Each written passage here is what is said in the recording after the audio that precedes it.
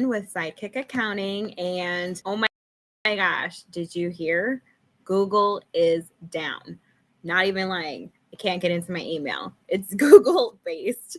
And I was just telling my team, or we were just talking about how, thank God that's not our main storage for documentation or anything like that. Otherwise, my whole team would probably be down too, because you can't do a whole lot if you can't look at the data, right? So thankfully it's not, but how crazy is it that Google is down? Now, the reason why I know this, because I hired an IT team a year or so ago, or around that time ago, because my team was growing. We have remote workers, and hey, I don't know a whole lot about tech. And so this got me thinking about how important it is as you grow your business to really start putting some fundamental pieces in place. And I wanted to share that all with you. So consider this one of our tips to scale, because it really does have to do with scaling.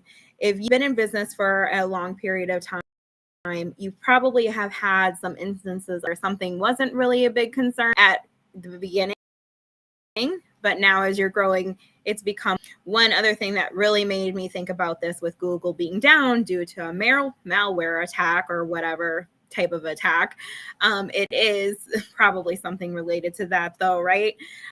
Is that having liability insurance, or having the liability pieces of your business covered, is also super important. And so as we started to grow as an organization a few years ago, that was one of the first things that I did, because we deal with sensitive information. We deal with people's money and dollars. And I knew really, really important to make sure that we were covered. And I had E&O insurance since I started, because I was fortunate to find a great mentor group for accountants, and that was one of the first things that they had told us that we needed to have.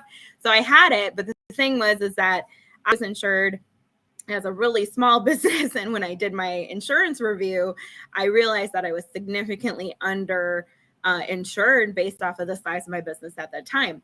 So it was a little bit of investment, but now I can rest assured that no matter what happens, with our organization or with people's data, or, E&O is errors and omissions. So in case there is a mistake that's made, we're covered. And that brings me a lot of peace of mind, because you just never know, and nobody wants to get sued, put out of business. So I have all of the insurances, including cyber, and that was one of the investments that I really had to think about and make as my business grew.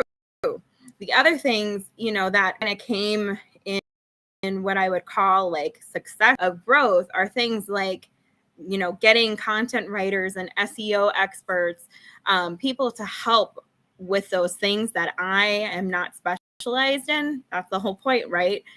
Is to make sure that those things were covered. And that is honestly what you have to do as a business owner. As you start to get to certain levels, without waiting, because sometimes those things need to be done sooner rather than later, getting those pieces in place is super important to the growth and sustainability of your business.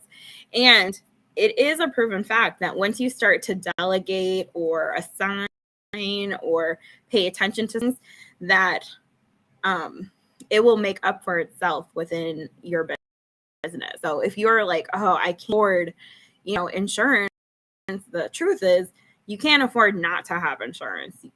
A lot of times people will say that with taxes too. You can't afford not to have a good, or you can't afford to not have a good bookkeeper. You can't afford to have a good advisor. You can't afford to not have the right people. And that's because the truth of the matter is that if it's not your expertise, you're spending more time on it than what it would be if you hired somebody for that position. And sometimes that's true internally as well. One of the best decisions that I've made within my business and in regards to hiring is promoting one of my bookkeepers to bookkeeping manager. Let me tell you, she has done a phenomenal job of managing my team, which has then given me so much more opportunity to focus on things that has went to the growth that we've sustained over this past year. And I'm excited to continue to do that as we work on, the people within our organization in different aspects and different roles. Because the truth of the matter is that I can't grow this myself. I need to have the right experts in the right places, the right people in the right places. And sometimes it's a little bit of an upfront, but every single time it has paid off. And if it doesn't pay off in a monetary value, it certainly is off in a lesson, and then valuable as well. So what kind of decision, what kind of action have you had to take in order to grow your business to the next level? Or what action do you need to take in order to grow your business to the next level? And when it comes to hiring people, wording something, you break it down into smaller pieces. So don't think, oh, I got to hire somebody for $50,000 a year. Think about how much that's going to equate to on a weekly or month, and it makes it a lot more digestible, because then okay, I need to make this amount, but then every effort will go into bringing in the new sales or bringing in the new customers that I need to cover this cost. And before you know it, usually ends up paying off. And if not, then go back to the numbers. Why not? Why didn't it? But having this information and having the experts in your corner is what you need in order to get more successful.